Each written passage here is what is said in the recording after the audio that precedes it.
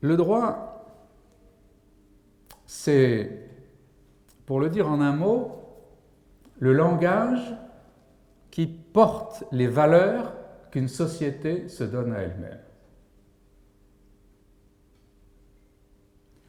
On oublie souvent les valeurs. Les valeurs, si je puis dire, nous sautent à la figure lorsque tout à coup on s'avise de savoir s'il faut ou non autoriser le mariage pour les homosexuels. On s'est dit, mais alors le mariage, qu'est-ce que c'est? Est-ce que le mariage, c'est simplement une situation d'amour, auquel cas il n'y a pas de raison de... Est-ce que c'est question de génération, de poursuite de l'espèce, auquel cas, d'ailleurs, il faudrait nécessairement lier le mariage des homosexuels avec l'adoption? Ou autre chose encore, quelles sont les valeurs? Et on a oublié les valeurs. On a oublié les valeurs, et elles nous reviennent à l'occasion de cette question. Alors quand je pense à la question foncière agricole, par exemple, quand on vend ou qu'on achète de la terre agricole, quand on accepte ou qu'on n'accepte pas que ces achats et ces ventes soient faits au profit d'étrangers. Est-ce qu'on a des valeurs à défendre? Ou est-ce que c'est simplement une question technique? Moi, je crois qu'il y a dans ce droit-là des valeurs. Et quand on viole les valeurs, c'est plus grave que quand on viole les règles.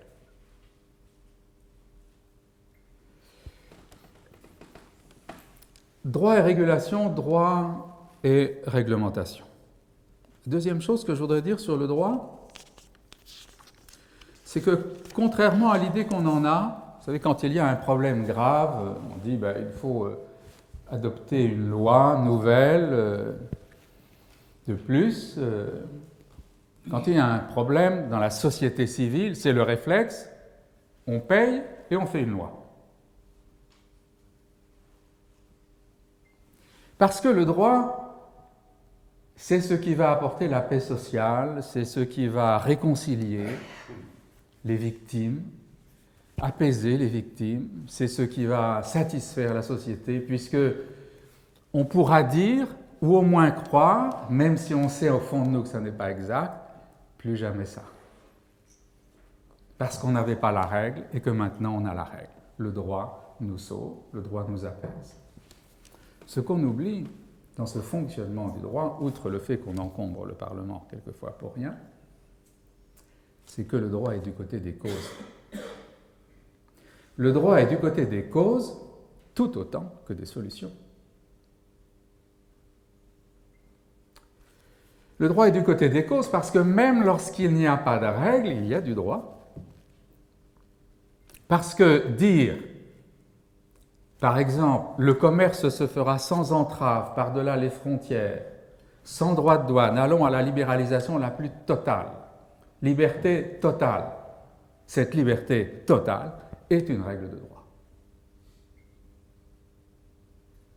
Et c'est une règle de droit qui porte une valeur, la valeur de la liberté qui n'est pas une petite valeur.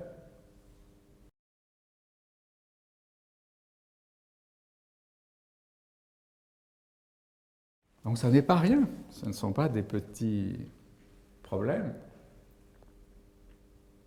Et ces lois-là, eh bien, elles nous gouvernent plus que le droit. Et la légitimité sociale, elle est perdue.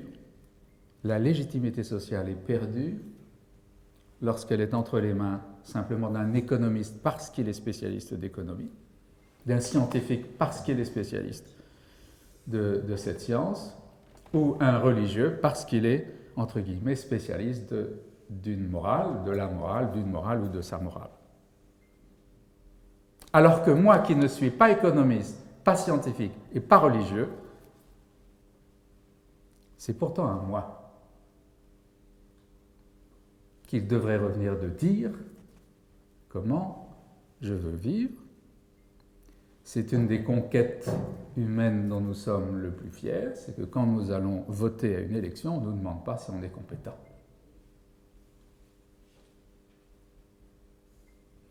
Alors que si je veux débattre avec un économiste, on va commencer par me demander si je suis compétent. Avec un scientifique, on va me dire que je ne connais rien. Et avec un religieux, on va me dire que je n'ai qu'à me taire. Avec la loi sociale, tout le monde a la parole. Dernière observation sur le droit en lien avec la sécurité alimentaire, c'est que quand on néglige la règle de droit, quand on néglige le droit, quand on néglige de porter ses propres valeurs sociales au profit de la réglementation, simplement, de la régulation ou des lois non sociales, très importantes, mais non sociales, alors le plus souvent on est soumis à la loi des autres. Et la loi des autres, ça veut dire très concrètement, très simplement, la loi du plus fort.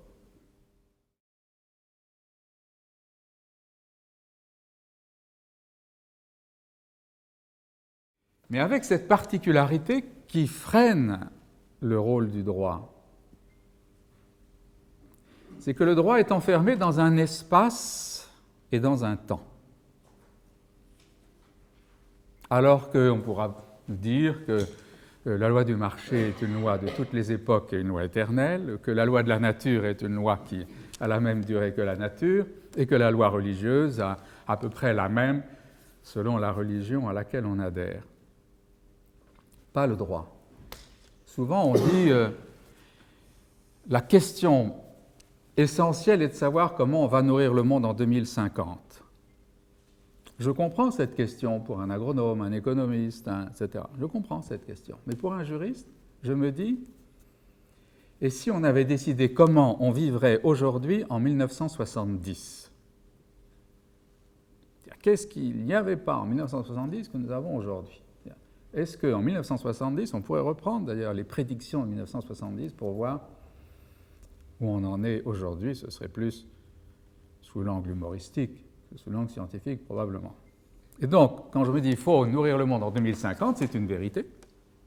Ce serait bien de nourrir le monde en 2050. Et qu'est-ce qu'il faut faire aujourd'hui pour qu'on puisse nourrir le monde en 2050? Ça, c'est plus compliqué. L'horizon du droit, c'est un horizon proche. Évidemment, cela dépend entre le droit national, le droit international, ce n'est pas le même horizon, mais c'est un horizon relativement proche.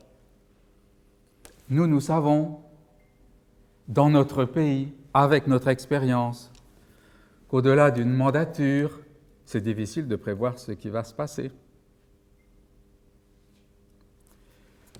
Donc il y a une limite temporelle à ce qu'on peut attendre du droit, et il y a surtout une limite spatiale. C'est que quand on franchit, il n'y a pas vraiment d'autre exemple que cela. Quand on franchit la frontière, on abandonne totalement son droit pour un autre, qu'on ne connaît pas, si tant est qu'on connaisse le sien.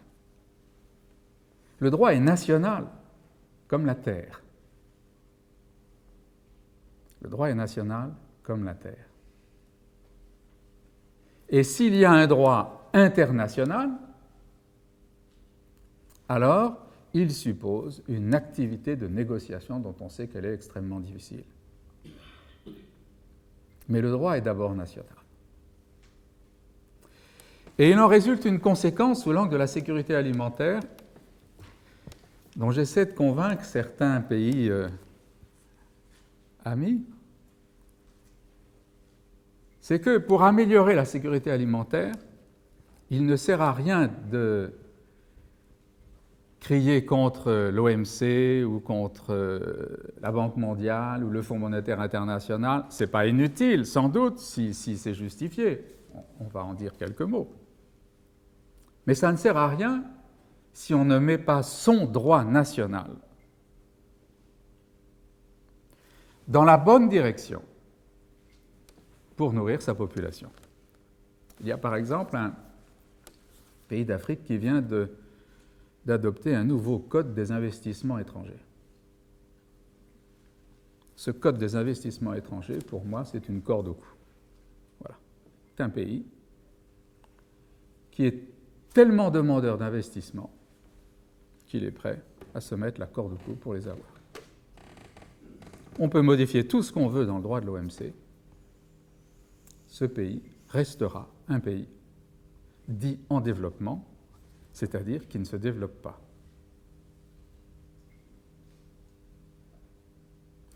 Le droit national, ce n'est pas l'OMC qui l'impose. Il y a des pressions exercées par les grandes institutions internationales, comme le FMI ou la Banque mondiale, mais il y a quand même un moment donné où ce droit national, il est décidé par le pays dans lequel il est appliqué. Et il en résulte, c'est une faiblesse du droit, mais en même temps, sauf une fédération mondiale des États avec un gouvernement mondial, on ne peut pas échapper, qu'il y a une concurrence entre les droits nationaux, comme il y a une concurrence entre les agricultures, comme il y a une concurrence entre les industries agroalimentaires. La loi nationale la plus docile va attirer des investissements qui ne seront pas forcément les plus intelligents. Il y a une concurrence entre les lois nationales.